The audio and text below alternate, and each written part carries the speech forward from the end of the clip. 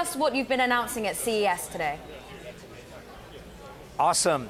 Well, first of all, CES last year was all about connectivity, and we were really doubling down, all of us as an industry.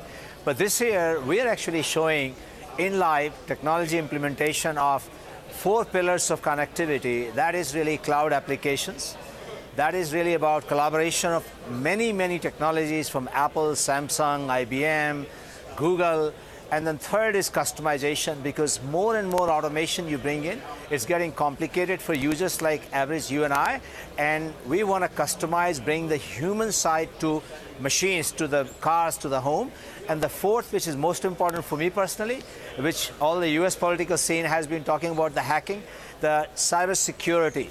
You cannot have connected home, connected car unless you have a secured networks around, and cybersecurity is very important. So these 4 C's of connectivity, the mega trend we are really showing here in home as well as in the car and the enterprise. You're talking about driving us in a self-automated car, coming up, and it already seamlessly talks to your garage and opens the door for you. Internet of Things in the car, talking to the home. When is this a reality, not a concept? Caroline, it's actually more than a concept now. As technology, I think technology is ready. The infrastructure, the roads and the cities, we're not ready yet to deploy, because we have 800 million cars on the road today. They are driven by human and they're not intelligent. So from the timing point of view, I think 5 to 10 years are the sweet spot where you will start to see proliferation of these technologies, where a lot of other things also have to catch up. The cybersecurity network and the whole infrastructure has to really evolve, because we cannot risk all the data and the human life and hold the network through the cloud. This is a weak spot right now.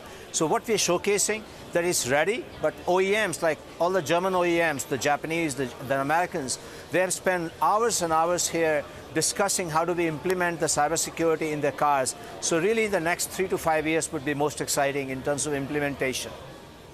Who wins, the tech giants or the car giants? Who wins? I think consumers win, because I think we have a very clear segregation of responsibility. The way I see it, the car companies, they have the domain expertise making cars, and we as a technology application providers, we have a role to play, and we have to bring in the user interface, the human touch, the whole customization, that I carry my personality through the cloud from my home, from my bedroom to the living room to the office to the car, without sacrificing or compromising. That's our role, and I think that's what we're showing. We're also showing, Caroline, here in professional implementation, working with IBM Watson, that how we can bring that technology in hospitals. So hospital as a patient, we will free up the medical professionals' time and can access the basic information, all my test results from last week, all my visitation hours, I can reach out. So I think there's a lot of technology coming. So who wins? This is a consumer, and that's what I'm really focused on. Will the car companies own the data? Will the technology giants own the data? Oh, I see. I think, again, this is a convergence here. There's a lot of debate. Should Apple, should Google get into the car making? And frankly, we collaborate with Google and Apple, but we also compete. But we've taken a position now, especially with Samsung coming in, announcing the acquisition of Harman, that Samsung Harman will not get into car making. We'll partner with all the Germans. Today we're supporting very heavily BMWs and Daimlers and Audi, Toyotas, JLR, and here in GM, Ford, Chrysler. But our role is to really mature the technology and apply it, and keeping an eye on user interface, that technology is only as good as it's simple to use. That's what we are bringing to the market. So in the end, it's the convergence of car and application service providers like Harman. How is the Samsung deal progressing? How's the integration? I think integration has not started, because that can only start once the deal is consummated. Right now, the process is happening. We believe by mid of this year, the transaction should close, as the regulatory authorities are evaluating. And we will have a shareholder vote. But I'm actually very happy, because I personally visited top 10, 15 investors one-on-one. They're very happy with 37% premium they got over 30 days average price. It's a great complementary deal for the customers and for the stakeholders. It's a very strategic.